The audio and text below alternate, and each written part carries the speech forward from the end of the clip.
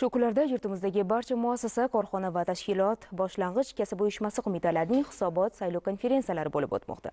Jumladan, Osborn Tekstil mas'uliyati cheklangan jamiyati kasaba uyushma qo'mitasining yig'ilishida o'tgan 5 yillik faoliyati tahlil qilindi. Endiki lavhamiz aynan shu haqda.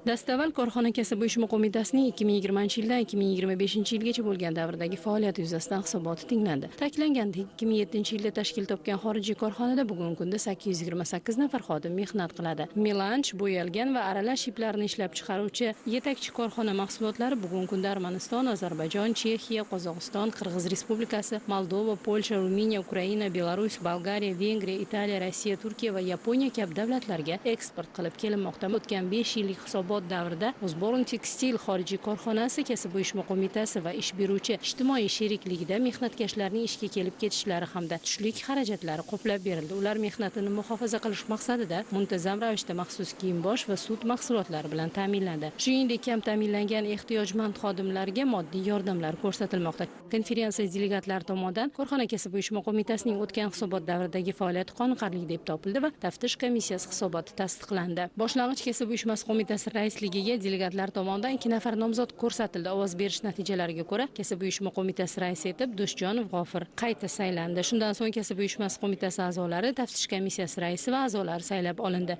Korxonamizda juda ko'p shart-sharoitlar yaratilgan ish xodimlariga. Masalan, mazmunli dam olishimiz uchun ham shart-sharoitlar yaratilgan. Sanatoriyalarga, sihatgohlarga yo'llanmalar beriladi. Samarqand, Buxoro, Xorazmlarga sayohatlarga olib boriladi. Yaxshi ishchi xodimlarga rag'batlantirish maqsadida mukofot pullari beriladi. Konferensiya yakunida ishtirokchilarga bugungi kunda kasb uyushmalari tomonidan amalga oshirilayotgan tizimli ishlar hamda bu yil O'zbekiston kasb uyushmalari harakatining 120 yillik keng nishonlanishi xususida batafsil ma'lumotlar berildi.